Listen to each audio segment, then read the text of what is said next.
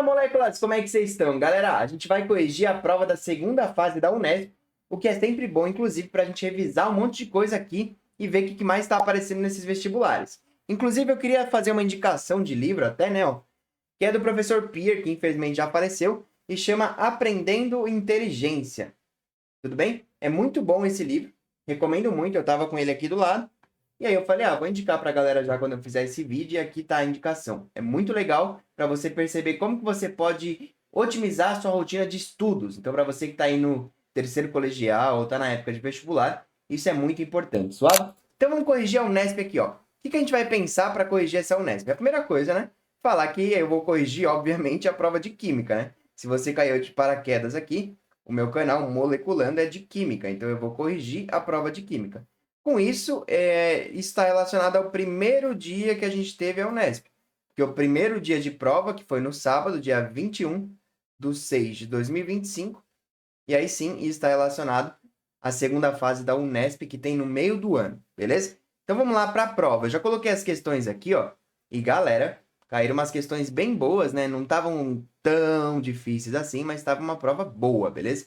Vamos ver aqui, ó. O silício é um elemento de grande importância industrial. Ele é empregado na indústria metalúrgica como matéria-prima para a produção de ligas, como a de ferro-silício, na indústria de energia em painéis fotovoltaicos e para a fabricação de semicondutores utilizados em componentes eletrônicos e microeletrônica, como os conhecidos chips.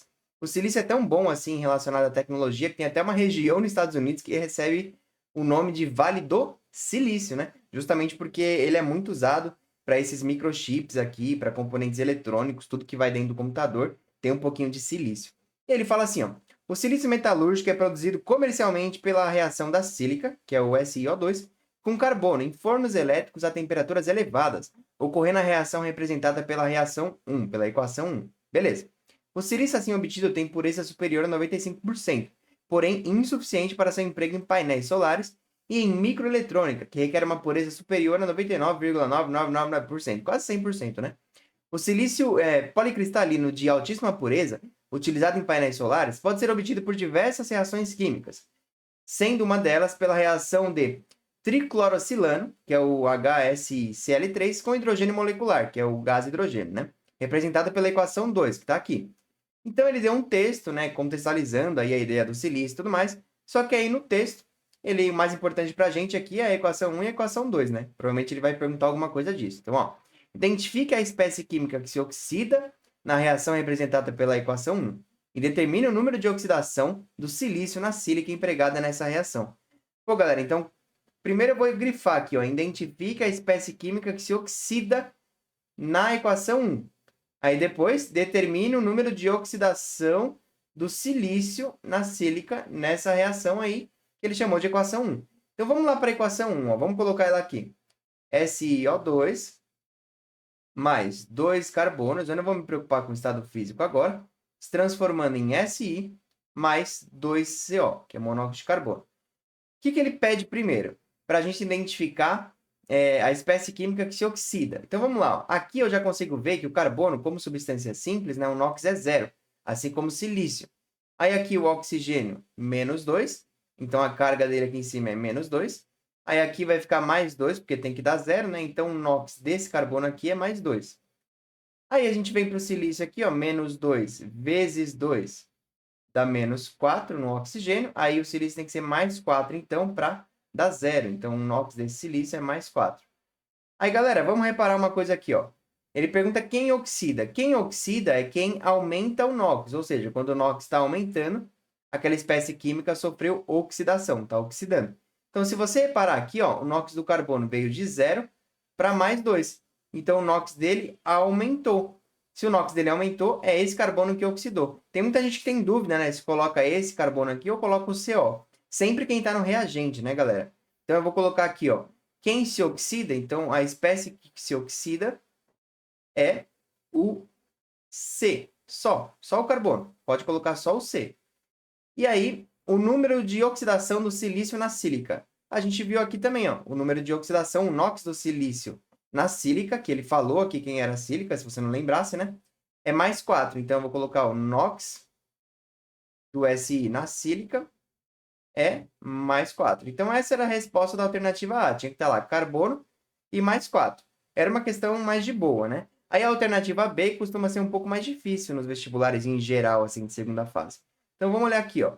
A B fala assim: sabendo que a constante universal dos gases é igual a 0,082 litro Kelvin mol, calcule o volume de hidrogênio expresso em litros, medida 1 atm e 300 Kelvin, necessário para a produção de 560 gramas de silício de altíssima pureza, representada pela equação 2. Então, o que ele quer?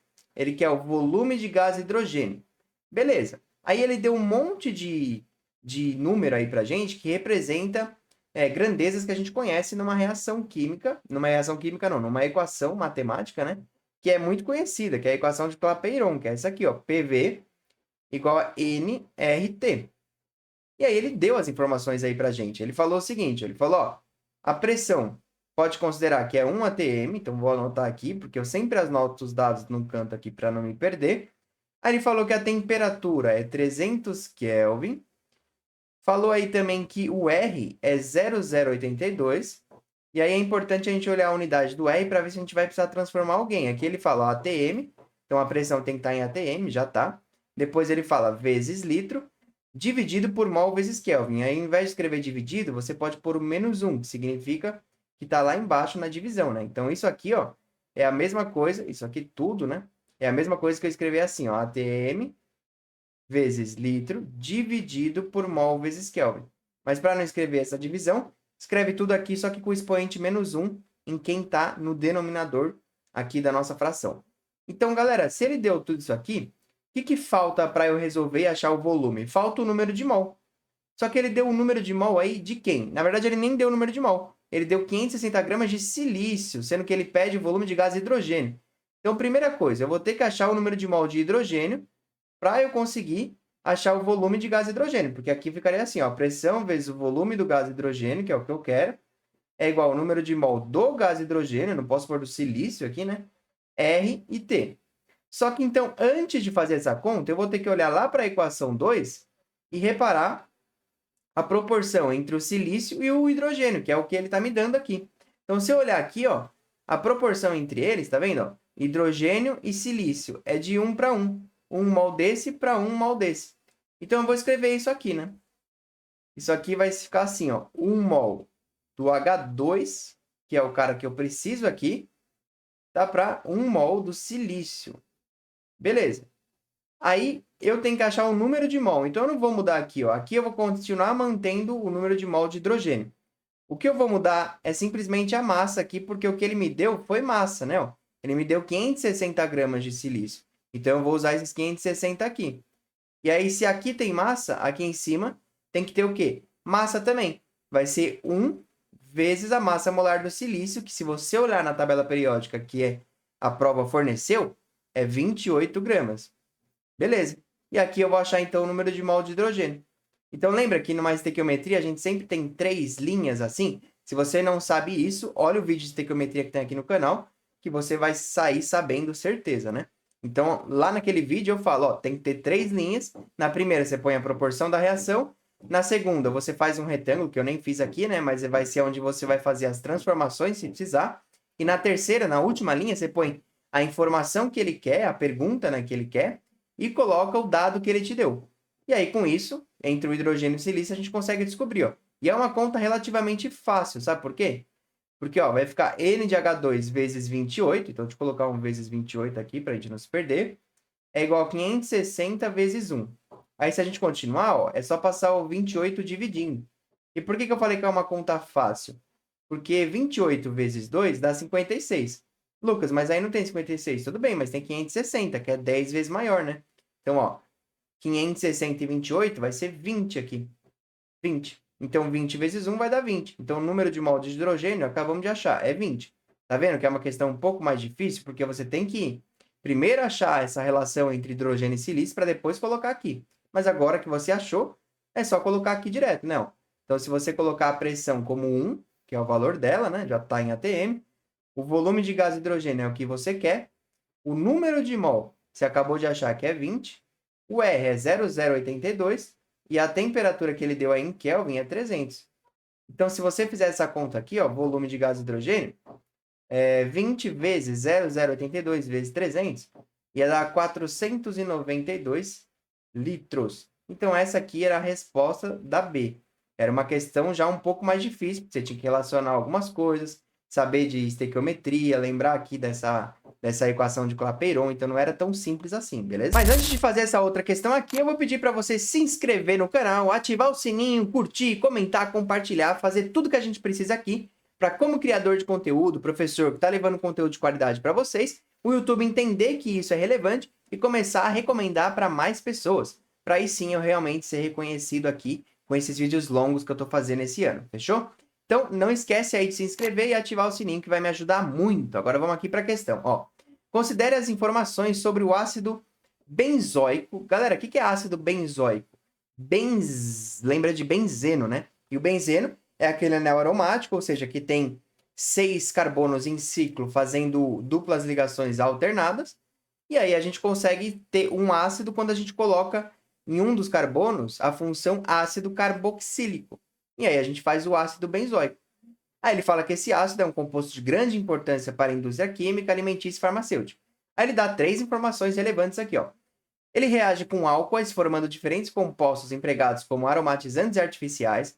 Galera, aromatizante artificial é para você lembrar de éster, que a gente costuma falar isso na reação de esterificação, né? Quando forma éster, ele é um aromatizante artificial. Mas se você não lembrasse, lembre o seguinte: ácido com álcool forma éster e água. É uma das reações orgânicas mais importantes que caem em todos os vestibulares que eu conheço no Brasil. Então você tem que saber isso. Ácido mais álcool forma éster e água, beleza? Então essa informação que ele está dando aqui pra gente.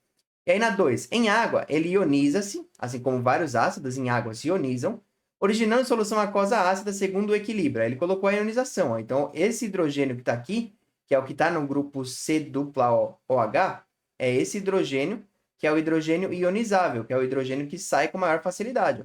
Então, esse hidrogênio aqui que vai sair na forma de H+, quando você fizer a ionização. Então, ele tirou esse hidrogênio, e aí, se você tirar isso aqui, não sobra justamente, ó, C6H5COO. Foi o que sobrou aqui, só que menos, porque um é positivo, que saiu, né? Aí sobrou um negativo lá na estrutura que faltou. Suave? Então, só uma contextualização aqui. Aí, na 3, ele ainda fala: uma solução aquosa 0,01 mol por litro de ácido benzoico apresenta pH 3 a 20 graus Celsius. É uma outra informação, provavelmente aí numa situação de equilíbrio, se ele perguntar, né? Vamos ver. Então aqui, ó, escreva a fórmula estrutural do ácido benzoico. Então, ó, fórmula estrutural do ácido benzoico, só que ele quer que indique todas as ligações químicas entre os átomos dessa substância. Então não adianta você fazer aquela ligação assim, ó, em linha, sabe? Porque ele quer que indica as ligações. Então vamos fazer ela meio que aberta.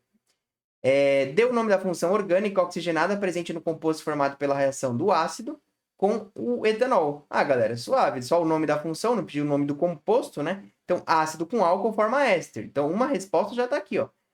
A função vai ser éster, né? Porque, ó, ácido carboxílico mais álcool vai sempre, em meio ácido, inclusive, né?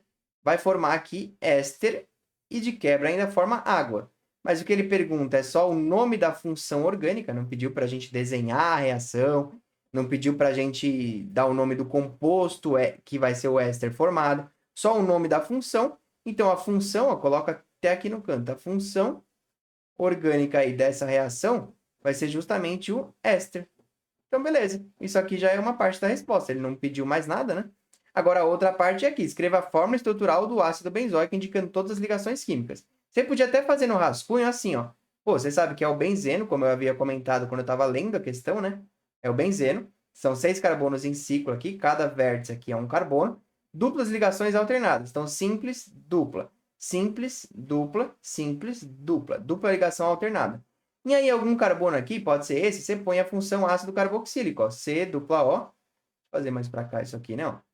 Vou colocar aqui C dupla O, OH. Então, é esse cara aqui, mas vamos desenhar isso aqui com as ligações explícitas, assim como ele pediu, né? Então, deixa eu fazer aqui, ó.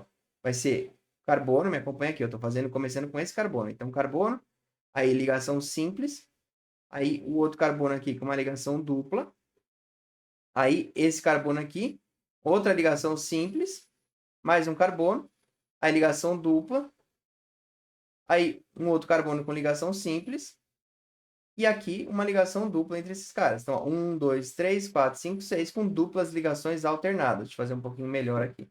Melhor não fica nunca, né? Vamos lá. Aí, tá bom, assim vai. Aí eu só coloco a função orgânica aqui, que é o ácido carboxílico, ó, C dupla O, OH. Então, esse jeito aqui, ó, é o jeito que tinha que estar lá no caderno de resposta. Então, a resposta aqui seria essa aqui, ó. Vamos colocar essa aqui a resposta. E essa aqui, a função extra. São essas duas as respostas que a alternativa A queria. Então, já não era tão simples assim, né? Mas ele deu a informação aí pra gente, ó. Ácido reage com álcoois formando diferentes compostos aromatizantes. Aí você tinha que lembrar que é a função éster. Se você não lembrasse da reação de esterificação aqui, é uma das mais importantes da química orgânica. Suave? Aí depois ele perguntava assim, ó. Escreva a expressão da constante Ka do equilíbrio de ionização do ácido benzoico e calcule o valor aproximado dessa constante a 20 graus Celsius com base nos dados fornecidos. Aí já é bem mais complicadinho isso aqui, né? Ó. Vamos escrever o ácido benzoico de novo. A reação está lá em cima, eu só vou colocar ela aqui, ó. C6H5COOH. Aí isso aqui é quando ele está aquoso, né? E aí a gente vai lá e faz a ionização desse ácido. Então esse H aqui sai na forma de H+, é um ácido de arrênios, né? E aí depois, quem que a gente vai formar? C6H5COO-, aquoso também. E aí, como que é a expressão? Porque uma resposta já é a expressão da constante de equilíbrio. Ó. Uma coisa ele está perguntando, a expressão da constante de equilíbrio. Depois ele está perguntando para a gente calcular essa constante. Calcule. Então, são duas coisas. Sempre é o Unesp pedindo duas coisas em uma alternativa só, né? Isso torna o exercício mais longo, né? Não necessariamente mais difícil. Geralmente, as alternativas B que são mais difíceis. Então, vamos lá, ó. O que eu vou colocar aqui? Eu vou colocar primeiro a expressão da constante. Eu vou colocar ela aqui no canto, ó, porque aqui eu vou usar para fazer outra coisa. Então, como que é a expressão da constante? É sempre produto sobre reagente. Então, vai ser a concentração de H+, vezes a concentração de C6H5COO- dividido pela concentração do ácido benzoico, C6H5COOH. Essa é a expressão da constante. Então, só aqui, ó, eu já garantiria metade da questão aí se tiver peso igual para as duas perguntas, né? Então, só isso aí já responde uma pergunta dele. Agora, a outra pergunta é para você calcular com base nos dados fornecidos a 20 graus Celsius. O que ele deu de dado fornecido assim a 20 graus Celsius? Ele falou que uma solução 0,01 mol por litro de ácido benzoico apresenta pH 3 a 20 graus Celsius. Então, isso aqui tem que ser levado em consideração. Ó. Então, ele falou que quando você tem uma solução de 0,01 mol por litro do ácido benzoico a 20 graus Celsius, importante a temperatura, né? Isso vai apresentar um pH igual a 3. E aí, galera, o que significa um pH igual a 3? Vamos lembrar? Ó? pH igual a 3, isso significa que a concentração de H+, é igual a 1 vezes 10 elevado a menos 3. Então, quando tem um pH igual a alguma coisa, você coloca 1 vezes 10 elevado a menos essa coisa. Essa coisa aqui é o pH. Você consegue fazer isso quando a concentração, quando o pH que ele te dá, a 20 graus Celsius ou 25 graus Celsius, temperatura ambiente, né? A gente consegue fazer isso. Então, isso aqui, lembra que é sempre em mol por litro, né? Aí eu vou colocar aqui a tabelinha, então. Por quê? Porque esse valor aqui é no equilíbrio. Então, esse valor aqui de concentração de H+, eu poderia colocar aqui já, porque pH é sempre no equilíbrio. Só que esse 0,01 mol por litro do ácido não é no equilíbrio, então eu não vou colocar essa informação aqui, porque não vai ser essa. E essa aqui, eu também não sei se é 10 a menos 3, né? Então, eu tô falando que não vai ser essa porque eu não sei, eu tenho que montar a tabelinha. A tabelinha que vai me dizer isso, ó. Então, eu vou colocar aqui início, aí reação. A reação é importante porque ela segue a proporção da reação. E aqui o equilíbrio. E aí sim, tudo que tiver nessa faixa aqui, nessa linha do equilíbrio, é o que eu vou poder colocar ali na constante para fazer a conta e calcular. Então vamos lá, ó. Quais são as informações que eu tenho? Que no começo você tinha 0,01. 0,01 é 10 a menos 2 mol por litro, tá? 10 a menos 2. 0,01 é 10 elevado a menos 2.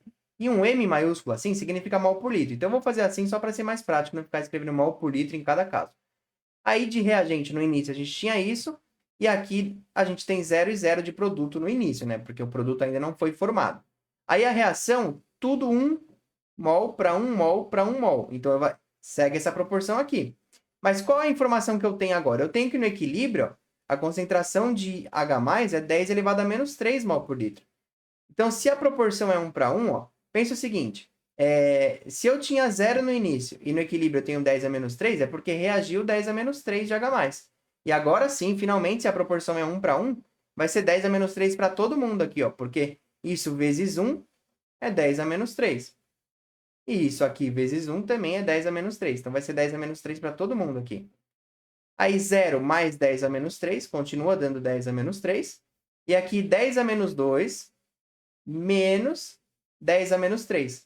Porque você tem que pegar o que você tinha no início menos o quanto reagiu. Só que, galera, na boa, isso aqui vai ser 0,01 menos 0,001. Isso aqui, ó, é basicamente o 0,01, né? Então, você pode considerar que isso aqui continua sendo o próprio 10 a menos 2. A gente costuma fazer isso para ácidos que reagem pouco, né? A gente fala isso para ácidos que são mais fracos. Então, isso aqui você pode considerar que se aproxima de zero e a gente tem só o 10 a menos 2. Aí agora é só fazer a conta, né? Qual que é a conta? Só substituir as informações só da linha do equilíbrio, só aqui. Eu tenho 10 a menos 2 do ácido, 10 a menos 3 do H+, e 10 a menos 3 desse ânion aqui. Então, eu vou colocar isso na expressão. Ó. Ka vai ser concentração de H+, no equilíbrio, 10 a menos 3. Isso eu já sabia antes, né? Porque ele tinha dado aqui, mas eu tenho que fazer a tabelinha para achar os outros valores. Concentração desse ânion no equilíbrio, 10 a menos 3 também. E a concentração do ácido benzoico no equilíbrio, 10 a menos 2 aproximadamente, né? Então, pode colocar 10 a menos 2 aqui. E aí fica 10 a menos 3 com menos 3, multiplicação, né? Soma os expoentes, 10 a menos 6. E embaixo, 10 a menos 2. Aí aqui você vai fazer assim, ó. Subtrair os expoentes, porque é uma divisão de potência com mesma base. Menos 6 menos menos 2. Me ajuda aí, ó. Menos 6 menos menos 2. Então, você pega o primeiro expoente e subtrai do segundo expoente que está lá embaixo. Isso vai dar menos 6 mais 2, que vai dar menos 4. Então, aqui vai ser 10 a menos 4 o valor dessa constante. E aí, a gente não costuma deixar constante com unidade, né? Então, pode deixar assim mesmo. É um número adimensional a nível de ensino médio aqui pra gente. Então, vai ser esse o valor aí, essa é a resposta da alternativa B, beleza? E agora, a última questão que tinha aqui na prova da Unesp 2025 do meio do ano. Vamos ver, ó. Ele fala assim, analise o diagrama que se refere à reação CO mais NO2 formando CO2 mais NO. Aí ele deu aqui um gráfico de entalpia, né? Que nem deveria ser entalpia, deveria ser só energia aqui. E aqui caminho da reação. Então, aqui está o reagente, aí forma o complexo ativado, vai lá e finalmente chega nos produtos. Aí lembra comigo uma coisa, né? Ó, aqui já é importante. Quando ele dá gráfico aqui de termoquímica, gráfico de cinética, o que seja, você tem que lembrar que se isso aqui é energia, isso aqui é caminho da reação, a energia que sai aqui dos reagentes da reação e vai até o complexo ativado, até o pico, essa energia aqui é chamada de energia de ativação. A energia necessária para começar essa reação química. Essa energia de ativação já dá para saber, ó, porque ela veio de 0 até 138, então vai ser 138 kJ por mol. Beleza. E outra coisa que você tem que saber desse tipo de gráfico é que você pode calcular o ΔH também, né? A variação da entalpia. Isso nada mais é do que H dos produtos menos H dos reagentes. E aí, se a gente tem o H dos produtos que está aqui, ó, que é 225, e tem o H dos reagentes que está aqui como zero, já dá para a gente calcular também. 225 negativo, aliás, né? Então, só para a gente lembrar disso. Agora vamos para a letra A. Em dois experimentos distintos, realizados a temperatura constante, qual será o efeito do aumento das pressões parciais iniciais dos gases reagentes sobre as velocidades iniciais das reações que ocorrem nesses experimentos? Então, galera, ele fez dois experimentos aumentando a pressão parcial dos gases. A reação é inteira de gases, ó, gás, gás, gás e gás. Quando você tem uma reação que tem gases, aumentar a pressão influencia a velocidade da reação. São vários fatores que influenciam, né? Você tem superfície de contato, tem temperatura, tem concentração dos reagentes, tem catalisador e um deles pode ser a pressão se a reação tiver gases, que é o caso aqui. Então, por isso que ele fala da pressão, né? E aí ele pergunta o que acontece com a velocidade se você aumentar a pressão parcial desses gases. E aí lembra de velocidade de reação, que é o seguinte: para você aumentar a velocidade, você tem que olhar para cada fator que altera. Se a gente pensar na pressão, por exemplo, quando você aumenta a pressão, vou até escrever isso porque já vai fazer parte da resposta, mas você escreveria bonitinho lá, né? Aqui eu vou fazer com abreviações e tal, porque a intenção aqui não é escrever lindamente, né? Do jeito que você deveria ter escrito lá. Então, tudo que eu for falando e você achar relevante, pode anotar aí. Então, ó, na reação que tem gases, né? Se você aumentar a pressão parcial dos gases que atuam ali, o que vai acontecer que é que, consequentemente, você vai aumentar a frequência de colisões entre esses reagentes. E aí, se você aumentar a frequência de colisões, significa que pode ter uma colisão que vai ser efetiva, e aí essa colisão sendo efetiva, com posição geometricamente favorável e tudo aquilo que a gente vê quando a gente estuda essa parte na cinética, aumentou a frequência de colisões, você pode aumentar a velocidade da reação. Então, isso que deveria estar nessa resposta na primeira parte aí, ó. Se eu aumentar a pressão parcial dos gases, que foi o que ele fez, eu aumento a frequência de colisões entre os reagentes gasosos e eu aumento a velocidade, as velocidades dessas reações nos experimentos que ele deu aí. Aí a segunda parte que ele pergunta, eu vou até fazer de outra cor, de azul, ó, ele fala assim: em 2 outros experimentos, que não são agora relacionados à pressão, né? Realizados nas mesmas condições de pressões parciais, então ele deixou a pressão constante, assim como ele tinha deixado a temperatura constante aqui, ó. Qual será o efeito da variação de temperatura de 350 para 300 Kelvin sobre as velocidades? Então, galera, agora ele está diminuindo a temperatura. Então, o que tem que ter na resposta? Se você diminuir a temperatura, significa que você está diminuindo a energia cinética ali envolvida nessa reação, ou nesse experimento, né? Então, se você está diminuindo a energia cinética, você está diminuindo a frequência de colisões. Então, agora é o contrário do que você fez antes, né? Está diminuindo a frequência de colisões efetivas, inclusive. E aí, por isso, você vai acabar diminuindo a velocidade da reação. Então, essas duas informações aí, e tudo que a gente conversou aqui até agora, né, nessa questão, são suficientes para você responder muito bem essa alternativa A. Suave? Agora, vamos ver a alternativa B dessa questão aqui, ó, que ele falava o seguinte: utilizando o diagrama, determina em kJ por mol o valor da energia de ativação e o valor da entalpia da reação. Ah, que beleza, a gente acabou de ver isso também, né? Ó. Energia de ativação sempre do reagente até o complexo ativado. Vai ser esse valor. De 0 até 138 positivo, você concorda que é 138? Então, a energia de ativação vai ser mais 138 kJ por mol. Pronto.